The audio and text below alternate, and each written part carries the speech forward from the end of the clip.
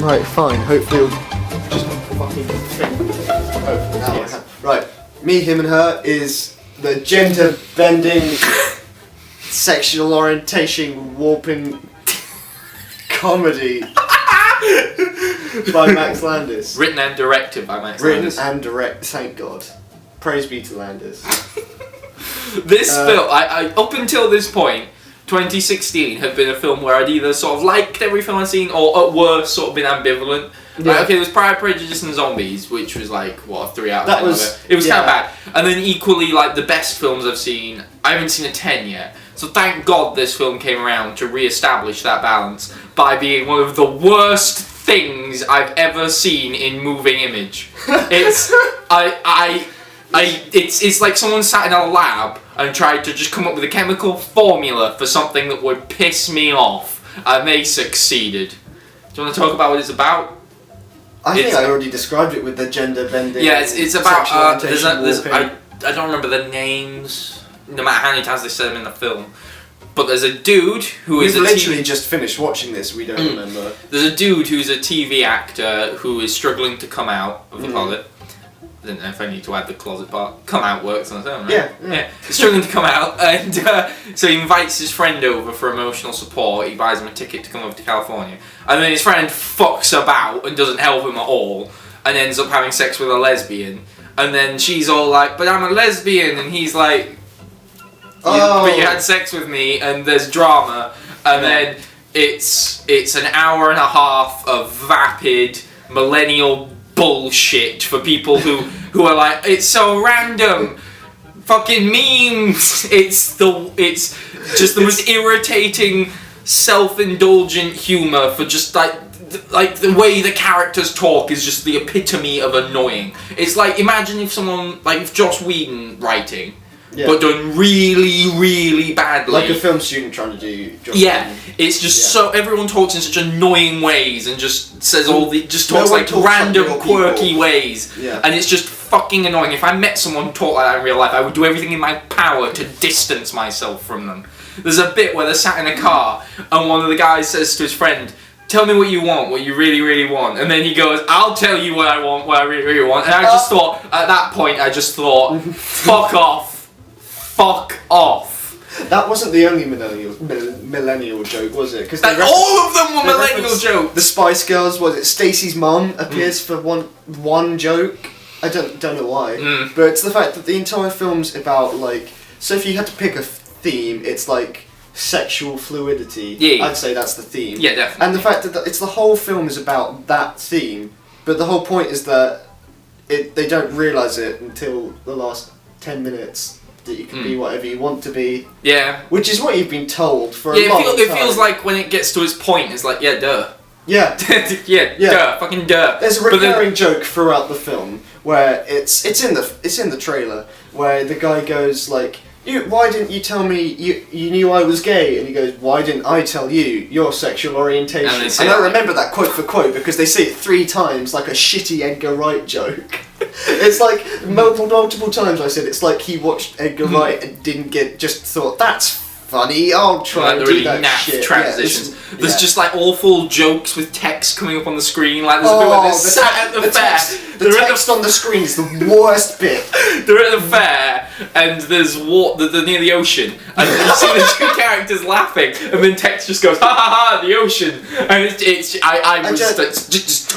and then a roller coaster goes by and the text just goes wee and I just thought fucking what and then a giant penis jumps out and goes penis and then the main character wakes up and goes penis and it's like random lol no random quirky sword fight, oh no they've got a weird banana with a Rasta hat on and they're throwing it and then it bounces back, this is kooky, it's fucking atrocious. I thought it was funny that we were joking like, is this memes because it was like 90s nostalgia, but at the same time it's the same font that they use for like was it Doge?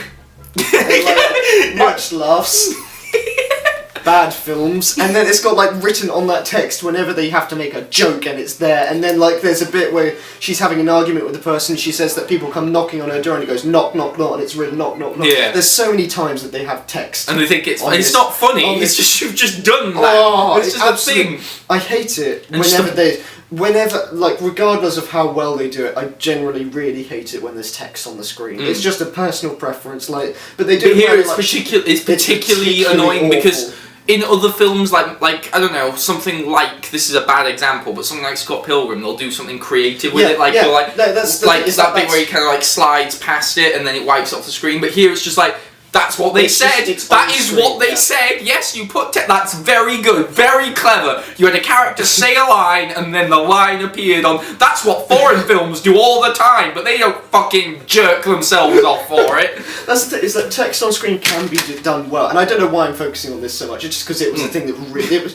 If I had to pick an aspect, it was the bit that annoyed me most. It's the fact that I can stomach it when it's like texting, or when it's like references to stuff that you wouldn't get by on screen. Like, it's just showing you, it was a way to show you more information. This it was not. It was just joke.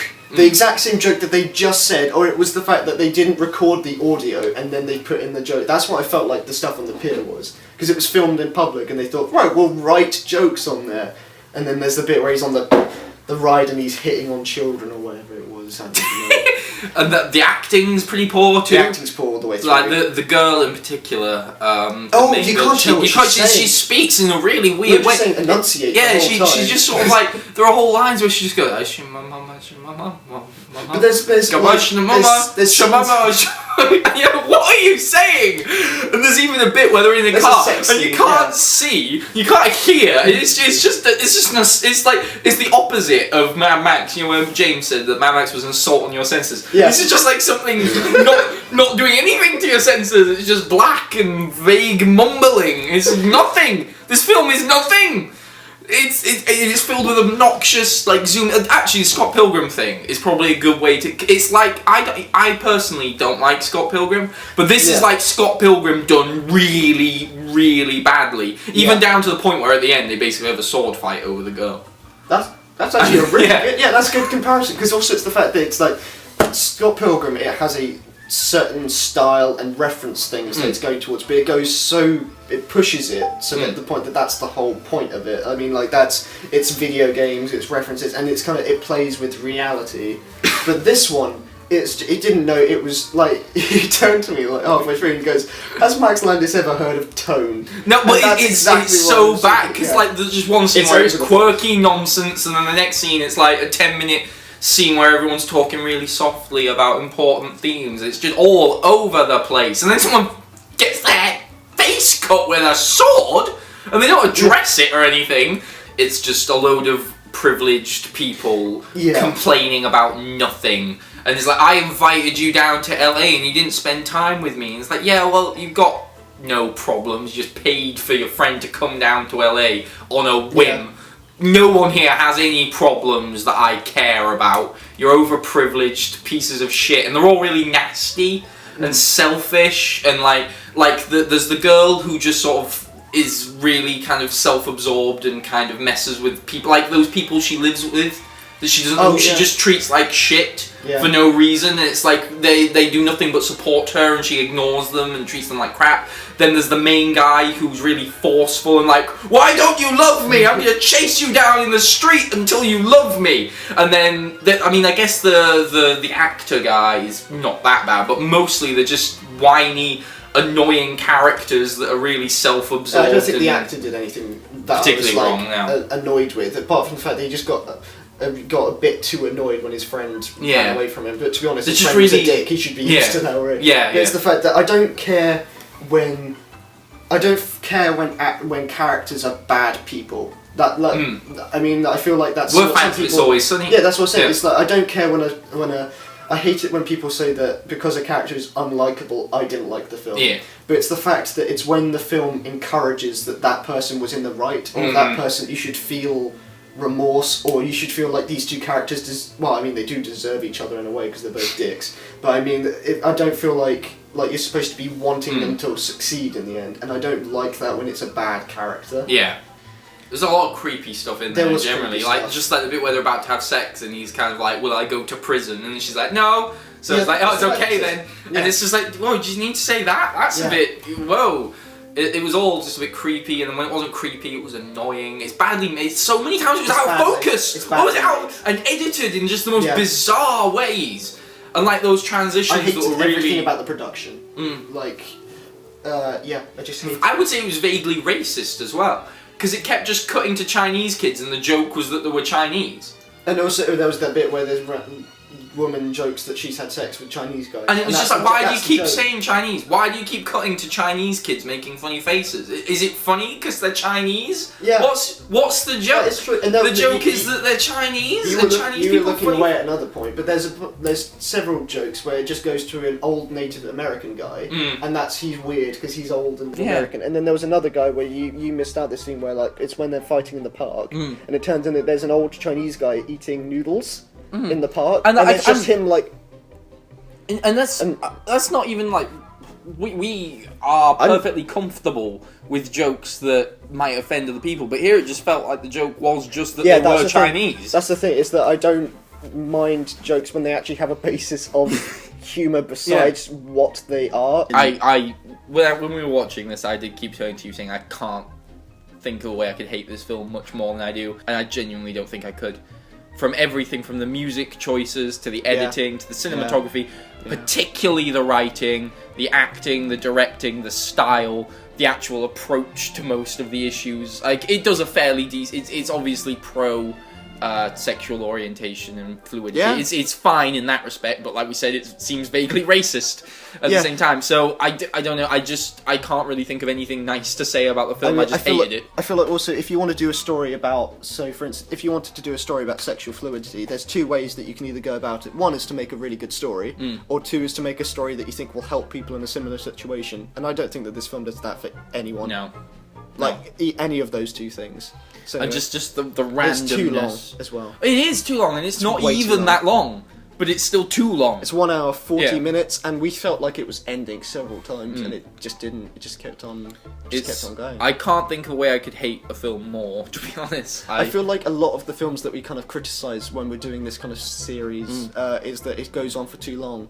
But to be honest, that is just the problem with a lot of these films, is that I find it's a where they don't know the pacing of their own But film. this one's particularly bad, just Yeah. because They didn't know when to end it. it felt like it had come to its emotional conclusion. Like, he accepts he's gay, he comes out, they kind of come together, and then it just sort of goes, nope! That was more the emotional craziness. the emotional conclusion was around an hour in. Yeah. For like the first arc that they set up. And It's then like they a just- series. And then they just go, nope! Also, Haley Joel Osment's here, and oh, that's sad. Yeah, why was that a thing? Don't know. Okay. Don't know. Right. I Bottom hate line, this we film. didn't. I hate it. It's not even I don't like it, I hate it. I loathe it to my very core. I didn't hate it. I wouldn't say, but I did. I did not. I really did not like it, and I don't care for it. Like, it's more the fact that I could like. If I say that I'm hating a film, it's just because I'm sat there in rage and I'm focusing on it. This one, I just wanted it to stop and end. So that's Yeah. my difference in hating. But yeah, me, him, her.